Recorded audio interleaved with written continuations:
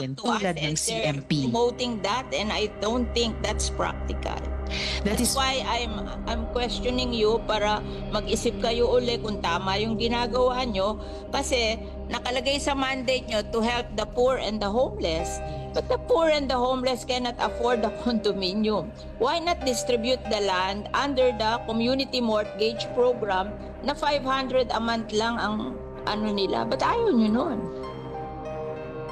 Katulad namin, itong inyong NHA, ay some of the people na homeless sa amin along the River Drive na hindi naman pwedeng ibigay sa kanila yung easement ng ilog, they are being relocated to Naik.